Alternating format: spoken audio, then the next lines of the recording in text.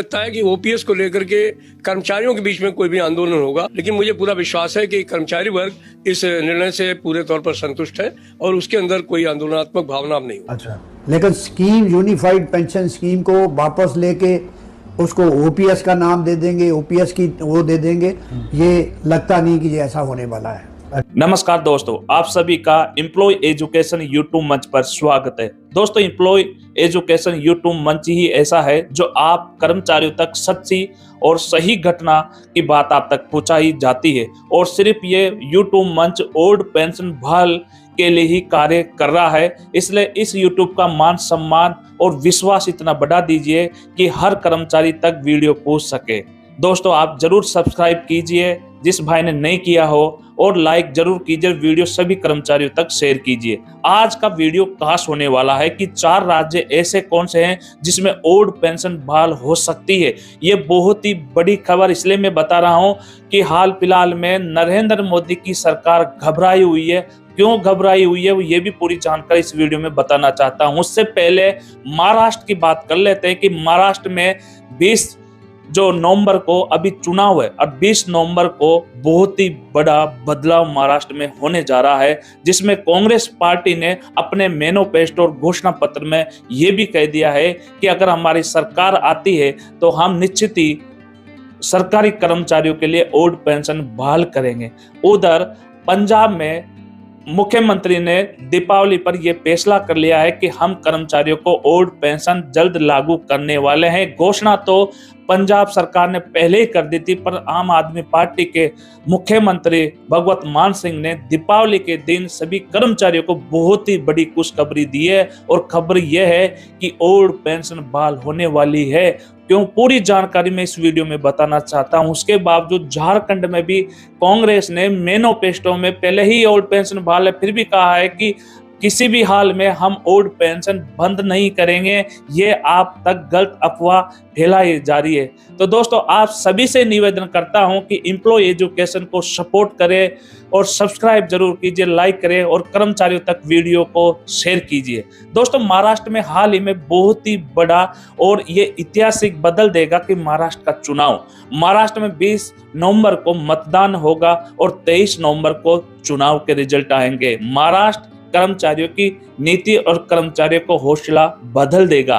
कैसे? क्योंकि 20 नवंबर को चुनाव है, परंतु उससे पहले भारतीय जनता पार्टी और कांग्रेस पार्टी ने अपने मैनिफेस्टो में सब कुछ मुद्दे ला दिए जो कर्मचारी और जनता के लिए है। परंतु कर्मचारियों के लिए केवल कांग्रेस ने ही अपने मैनिफेस्टो में अपने राज खोल दिए कि अगर हमारी सरकार महाराष्ट्र में बनती है, गठबंधन की सरकार बनती है, तो जरूर हम पहली कैबिनेट में ओल्ड पेंशन बहाल कर देंगे। ये बहुत ही बड़ा ये कर्मचारियों के लिए हैं। तो क्या महाराष्ट्र के कर्मचारी क्या सोच रहे हैं? वहां 10 लाख से अधिक ऐसे कर्मचारी हैं जो ओल्ड पेंशन बहाल के इंतजार कर रहे हैं। अगर आप इंतजार कर रहे हो तो आप जरूर सपोर्ट कीजिए और 23 नवंबर को रिजल्ट आपके पक्ष में जरूर आएगा। मैं कहना चाहूंगा कि हरियाणा में जरूर पार्टियां हारी है, क्योंकि पार्टियों की नीति सही नहीं थी। कांग्रेस ने भी वहां भी ओल्ड पेंशन की मैनिफेस्टो में घोषणा कर दी थी, परंतु पार्टियों की रणनीति सही नहीं होने के बावजूद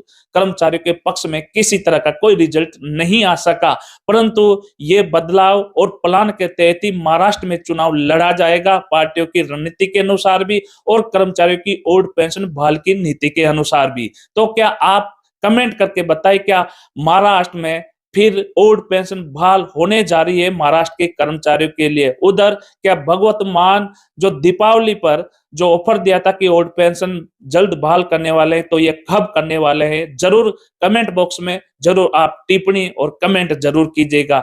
इसके बावजूद भी ये चुनाव आपके लिए बहुत ही महत्व है। इस चुनाव को महत्व समझकर, और 5 साल में आता है चुनाव, तो अपनी ओल्ड पेंशन की बुढ़ापे की लाठी मानकर आपके अधिकार और हक के लिए वोट कीजिएगा। जो आपके मुद्दे पर वोट होगा, आपके लिए वोट होगा, आपके परिवार के लिए वोट होगा और आपके बुढ़ापे के लिए वोट होगा। तो आप वोट अपने अधिकार, अपने हक के लिए कीजिए। तो दोस्तों, यही नहीं, धीरे धीरे अभी 5 राज्य में बढ़ गया ओल्ड पेंशन बहाल, तो धीरे धीरे 6, 7, 8, 10 धीरे धीरे होगा। ये यूपीएस जो केंद्र सरकार ने लागू किए और लेके आए हैं, ये बहुत ही बड़ी अचीवमेंट नहीं है। किसी भी कर्मचारी संगठन ने ये नहीं कहा कि हम यूपीएस अच्छी है, लेना चाहते हैं। तो दोस्तों, आपको क्या लगता है कि यूपीएस, एनपीएस और ओपीएस तीनों शब्दों में क्या अंतर है? तो आपको तीनों में से कौन सी योजना चुनने का मौका मिलेगा? यूपीएस 1 अप्रैल 2025 से लागू होने की संभावना है।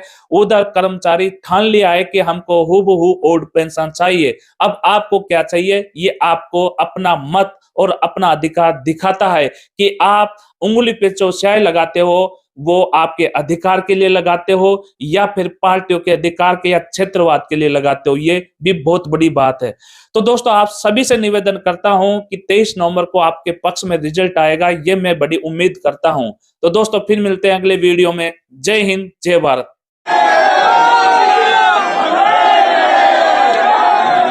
के अंदर जिला कलेक्टर को साहब को ज्ञापन दिया है, पूरे संयुक्त कर्मचारी का संघ ने यहाँ पर ज्ञापन दिया है। तो यहाँ पर जो कर्मचारी आए उनसे बातचीत करूंगा। आज आपने धरना दिया है, किस मांग को लेकर आपने धरना दिया है?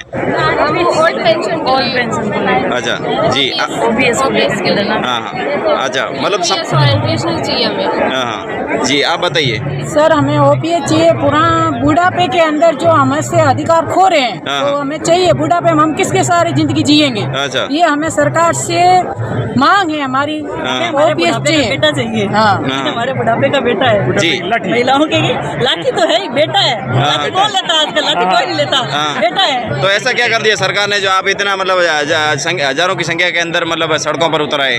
तो सरकार हमारे यहाँ ओपीएस को बंद करने की शुरुआत तो कर ही चुकी है दिल्ली सरकार।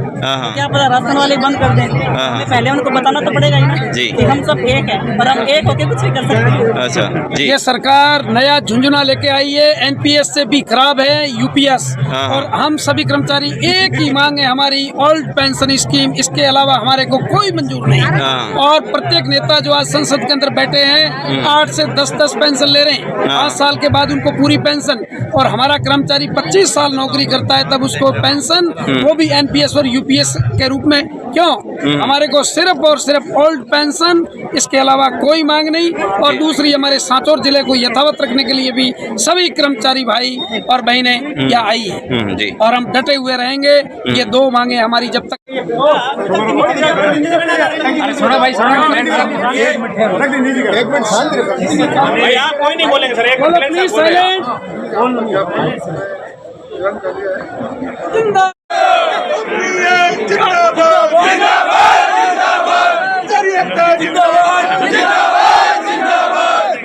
जब जब कर्मचारी बोल रहा है, जब कर्मचारी बोल रहा है,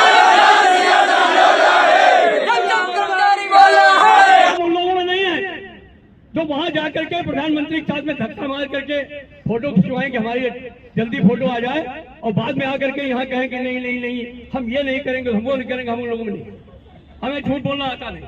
हम जो करेंगे सीना ठोक करके करेंगे। और एक बात दावे के साथ कर सकते हैं, कभी भी कर्मचारियों के खिलाफ न कुछ किया है न मरने दम तक कुछ करेंगे। हमेशा जो करेंगे अपने बच्चे और बच्चों के हक में करेंगे, अपने साथियों के हक में करने का काम।